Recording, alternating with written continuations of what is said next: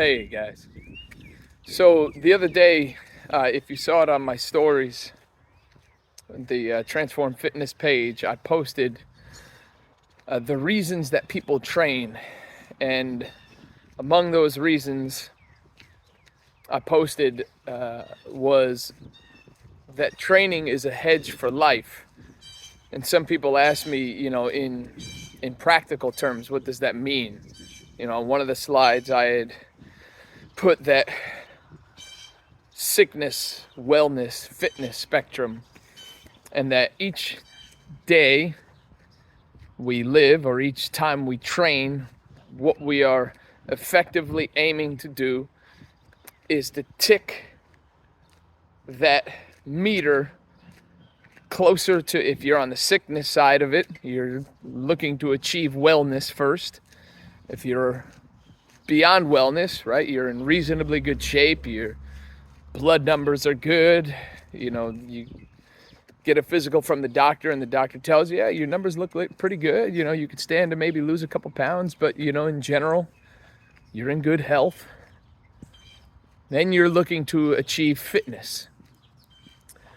And that can mean, a variety of things, depending on who you are and what you're aiming to achieve, what your goals are. But the hedge for life comes into play when unforeseen circumstances like sickness, could be yourself, it could be kids. For example, in my own life, and the reason that this was so pressing on my mind that I decided to post about it was in the last 2 to 3 weeks. I mean, really, honestly, it's been through the entire winter off and on. But in the last week and a half specifically, Liam has come down with a couple of different sicknesses. So first, a couple weeks ago, he got hand, foot, and mouth disease, or Coxsackie it's called. I just really hate that name. Half the time I tell people Coxsackie, they look at me like, what are you talking about exactly? But anyway, it's very uncomfortable. You can get it as an adult, typically from a child. I got it once, my fingernails fell off. But at the end of the day, it's just general discomfort. It feels like extreme pins and needles in your fingertips and your toes. Some people's hair falls out. It's crazy. But in a 1-year-old child who has no soothing mechanisms that they can draw from, it basically spends the entire week crying. And that was me with Liam. We kept him home from the babysitter. And I basically was home all day with him. Inside, we would get out for a walk here and there, but generally we were inside. His naps were short because his discomfort level was high. So what that essentially meant for me was you could basically cancel any and all plans that you had. Your routines that you were in are disrupted. The time you would normally get to the gym, or the fact that you would get to the gym, is shot on some days. I think maybe 1 or 2 days, Andrea and I were able to work it out where, she was willing to give me the opportunity to be able to make it to the gym real quick, and I was able to make it. But then, so he gets over that, and I think he had, a collective single day that he was all right. And then he and Ava both came down with a stomach bug this past weekend that has, wreaked havoc. Now, even though Andrea and I have finally been able to send them back to the babysitter this week, they've been, utterly miserable. So, hedge for life is basically when those circumstances come up that disrupt your life. And again, it doesn't have to be sickness, it could be anything. If you have not built up, you could call it equity. If you have not built up equity, as a matter of fact, I actually like that way of thinking about it. You could think about it as health equity.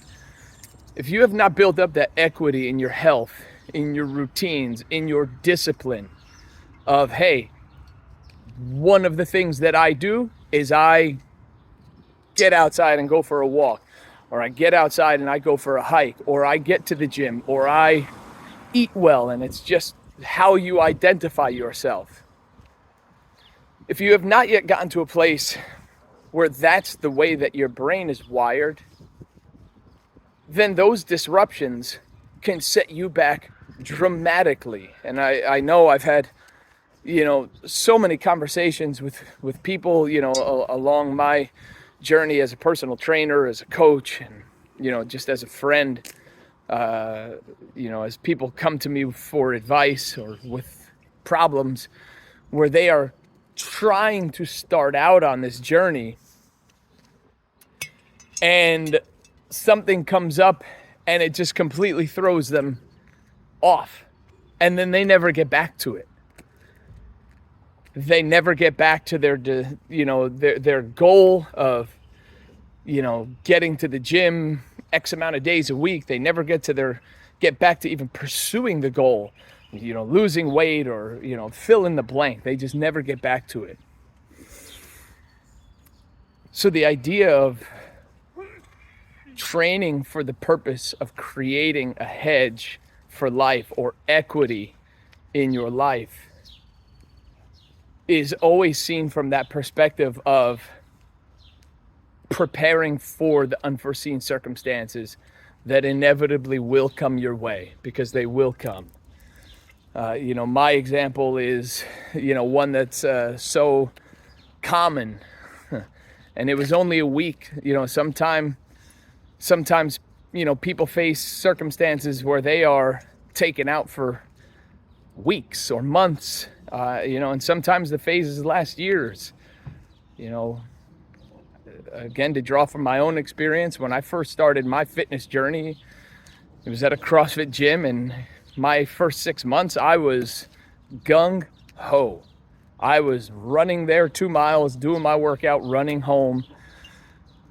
And for 6 months, I was seeing dramatic results. But then life happened. I got into a relationship. The relationship drew me away from the gym. Priority shifted. And for a gym membership that I was paying, that was 5 days a week, I was going maybe 5 times a month. And it was not until, and there was always the I feel sorry for myself card. So I just can't get up early enough to make it there. I'm too busy. I'm too tired.